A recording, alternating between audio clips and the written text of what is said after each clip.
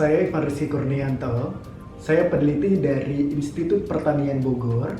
Pada 2018 lalu, saya beserta tim peneliti lainnya melakukan survei pemasaran produsen beras di Kalimantan Barat. Hal ini kami lakukan dalam rangka mendukung program pemerintah, yaitu pembentukan 1000 desa organik. Adapun tujuan kami melakukan survei pemasaran beras kepada produsen beras organik di Kalimantan Barat, kita memiliki 3 tujuan. Yang pertama, kita ingin melihat bagaimana rantai nilai dari beras organik yang ada di Kalimantan Barat. Kemudian yang kedua, kita ingin menggambarkan bagaimana situasi pasar yang ada di Kalimantan Barat, khususnya pada beras organik. Dan yang ketiga, kita ingin melihat bagaimana minat konsumen dari beras organik yang ada di Kalimantan Barat. Dari hasil menganalisis rantai nilai beras organik di Kalimantan Barat, kita ketahui ada 6 saluran beras organik yang ada di Kalimantan Barat. Dari 6 saluran tersebut, ada 87% para petani langsung menjual berasnya kepada konsumen. Dan ada juga beberapa petani yang menjual langsung kepada Gapoktan, lalu dilanjutkan dengan konsumen. Ada juga petani yang menjual ke Gapoktan terlebih dahulu, lalu ke pasar Serian di Malaysia. Ada juga beberapa petani yang menjual melalui koperasi. Dari tujuan kedua, kita ketahui mengenai situasi pasar untuk beras organik di Kalimantan Barat. Kita melakukan perbandingan harga beras organik yang ada di Kabupaten Sanggau dan yang ada di Kota Pontianak. Di Kota Pontianak kita bertemu dengan beberapa brand atau varietas seperti beras kampung yang terdiri dari beras merah, putih, dan hitam, yang relatif harganya ada pada kisaran 12.000 sampai 29.000 per kilonya. Kemudian kita juga ketahui ada beras organik juga dengan merek Pure Green dan RI01 dan brand Sugar Free. Nah, harganya ini relatif lebih mahal daripada beras kampung. Kemudian pada tingkat kabupaten di Sanggau, kita bertemu dengan brand atau varietas beras seperti beras kampung, beras unggul. Nah, untuk beras kampung sendiri kita kenal dengan ada yang beras cantik, beras lawi, dan beras merah. Nah, harganya relatif lebih mahal dibandingkan dengan beras unggul seperti Impara 32 dan Ciherang dan Cisadane yang harganya berkisaran 5.000 sampai 8.000 per kilonya. Dari hal itu juga kita ingin melihat dari sisi konsumen. Kita mengetahui bahwa dari hasil FGD yang dilakukan 2 kali di Kabupaten Sanggau dan di Kota Pontianak, kami mengundang beberapa para pelaku atau aktor pemasaran seperti pengepul, seperti dari penyuluh, dan juga ada beberapa dari dinas atau aparat pemerintah, dan juga konsumen-konsumen yang mengkonsumsi beras organik itu sendiri. Nah, dari hasil pemetaan dari preferensi konsumen, atribut yang paling dibutuhkan oleh konsumen adalah manfaat kesehatan dan bebas kimia. Nah, itu menjadi salah satu keunggulan apabila nanti beras organik yang ada di Kalimantan Barat dapat dikembangkan.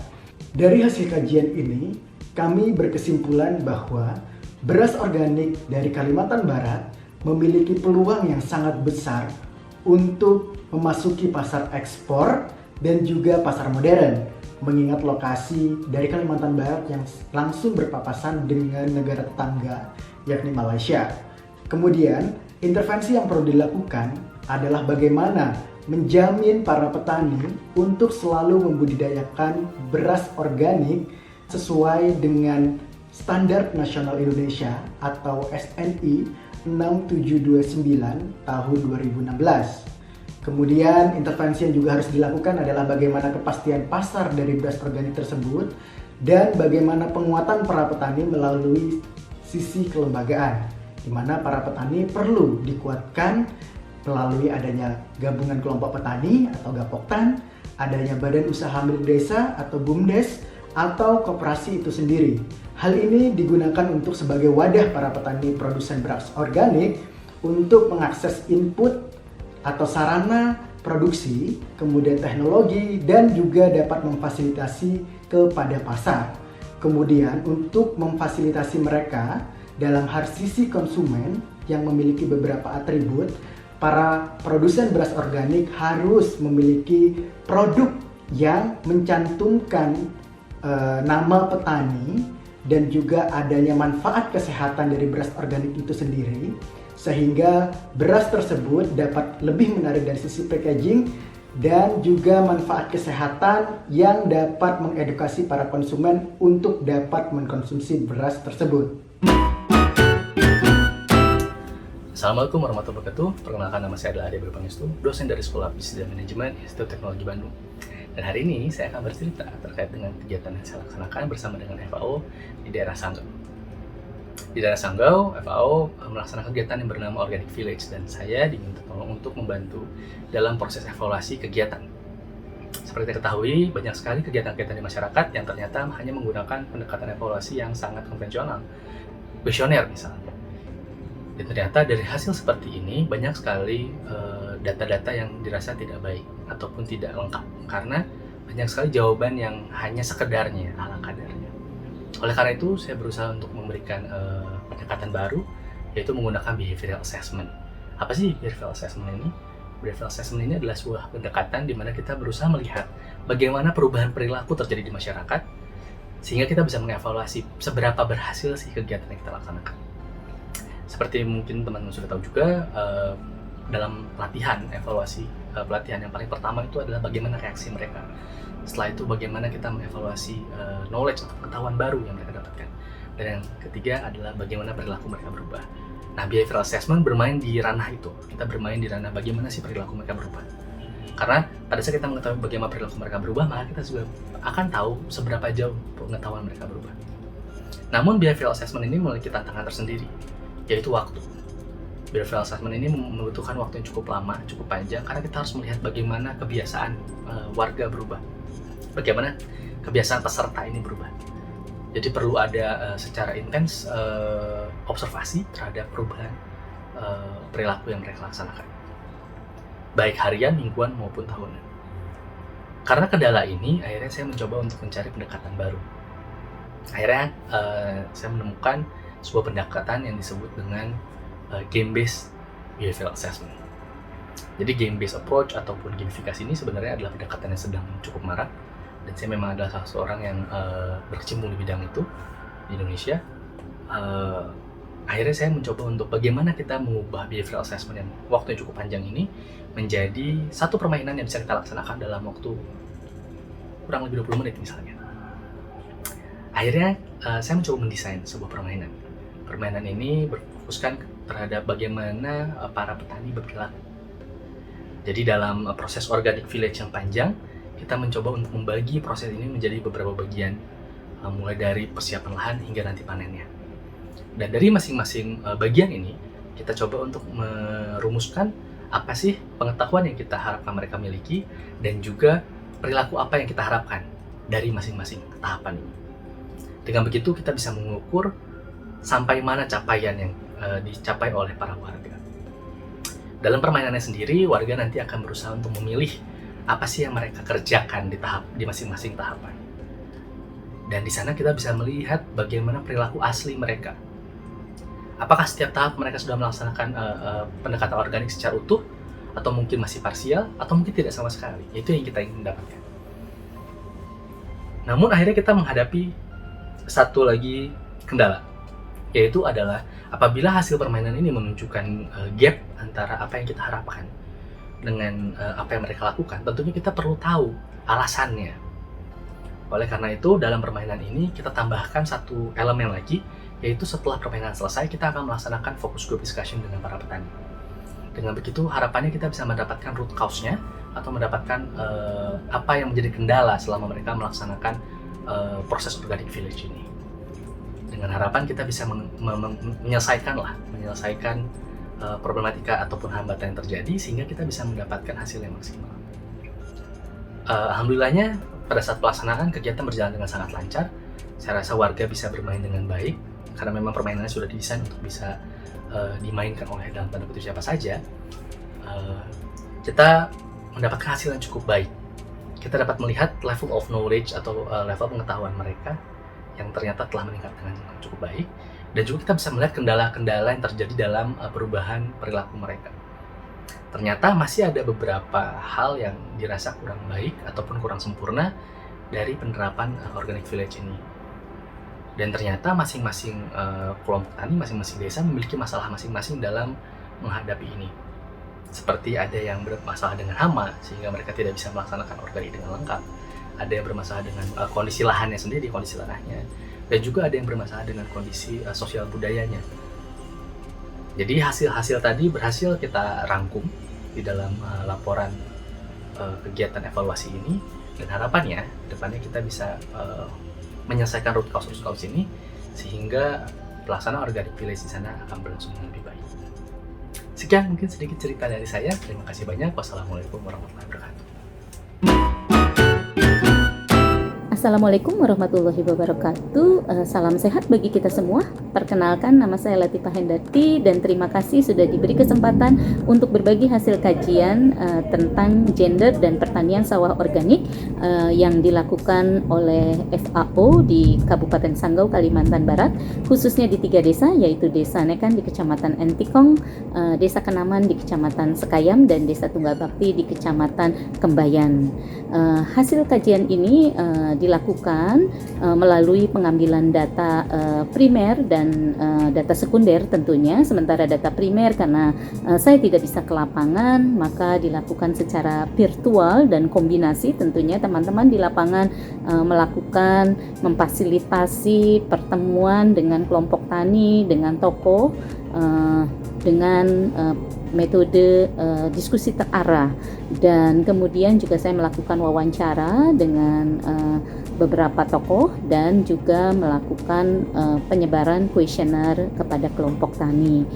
Pertanian sawah organik merupakan program yang sangat penting dan tentunya ini juga akan mendukung ketahanan pangan di Indonesia. Oleh karena itu sangat penting dalam kajian ini melihat bagaimana sebetulnya peran laki-laki dan perempuan. Hasil kajian yang melihat satu tentang pemahaman isu gender di masyarakat, kemudian yang kedua adalah melihat bagaimana akses baik laki-laki maupun perempuan dalam pengelolaan sumber daya alam, dan yang ketiga melihat bagaimana peran produktif dan domestik masyarakat, kemudian juga melihat bagaimana sebetulnya norma kepercayaan yang ada di masyarakat serta aturan lokal, aturan adat yang masih berlaku, dan melihatnya atau mengkajinya dari kepentingan laki-laki dan perempuan.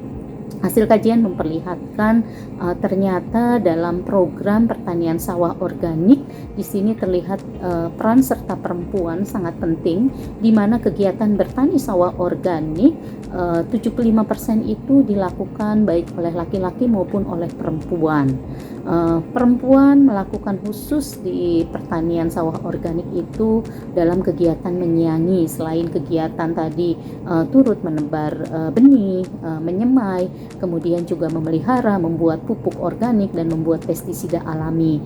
Sementara dari kegiatan pertanian organik laki-laki atau kegiatan yang khusus dilakukan laki-laki, karena tadi laki-laki dalam pemahaman gender yang dipahami oleh masyarakat juga berbadan kuat, maka laki-laki melakukan kegiatan pengolahan lahan dan juga pengangkutan hasil pertanian. Nah, kajian ini juga memperlihatkan ternyata ada kesenjangan isu gender dalam pertanian sawah organik. Yang pertama adalah terkait dengan isu stereotip atau pelabelan. Karena tadi dilihat bahwa perempuan lemah, kemudian juga laki-laki kuat, maka aktivitas perempuan lebih banyak dekat dengan pemukiman, sementara aktivitas laki-laki berada jauh. Termasuk dalam kegiatan sawah organik ini, di mana pada saat sawah organik masa berah, perempuan biasanya melakukan penanaman sayuran di lahan tersebut, sementara laki-laki lebih banyak melakukan pekerjaan yang terkait dengan perkebunan. Isu lain yang muncul terkait dengan kesenjangan gender di sini adalah terkait dengan bagaimana sebetulnya partisipasi perempuan, karena tadi perempuan dianggap sebagai nomor 2, maka partisipasi perempuan dalam program sawah organik pun terlihat masih kurang. Hal ini dapat dilihat dari kehadiran perempuan dalam pertemuan-pertemuan kelompok petani, Nah, perempuan di sini hanya mengikuti sekitar kurang dari 20%, sementara laki-laki mengikuti kegiatan-kegiatan penguatan kapasitas ataupun pelatihan yang terkait dengan pertanian organik itu sekitar 80-an persen ya. Dan ini sebetulnya sangat tidak adil karena tadi perempuan juga banyak terlibat dalam kegiatan pertanian sawah organik. Oleh karena itu, rekomendasi ataupun usulan dari program ini perlu juga melihat bagaimana para penyuluh dan juga fasilitator lapangan perlu memahami isu dan sensitivitas gender dalam program.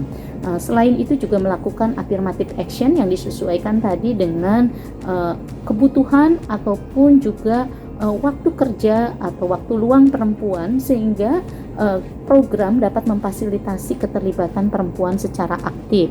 Hal lain juga yang paling penting dilihat dari kajian ini, data ataupun juga informasi memang masih minim sekali terkait dengan pengelompokan data perempuan dan laki-laki itu masih kurang, sehingga saya usulkan dalam kajian ini juga perlu ditingkatkan untuk melakukan agreditasi data. Dan yang terakhir adalah perlu juga ditingkatkan bagaimana sebetulnya mengembangkan alat untuk monitoring dan evaluasi program yang lebih memiliki perspektif gender. Dari hasil kajian ini juga terlihat memang mulai ada sekarang kepemimpinan perempuan baru pertama kali di salah satu desa, yaitu Desa Kenaman.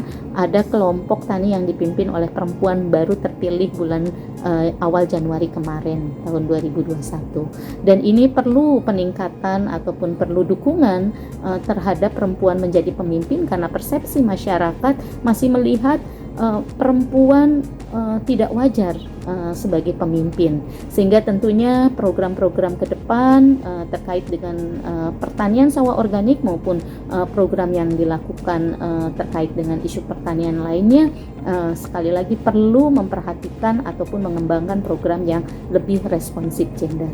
Demikian secara singkat dari hasil kajian yang saya lakukan, dan saya mengucapkan terima kasih kepada tim Bapak Reja, Bapak Dedi, kemudian juga para penyuluh di lapangan, Pak Ismanto, kemudian Pak Rano dan juga Pak Agus. Saya akhiri dengan wassalamualaikum warahmatullahi wabarakatuh.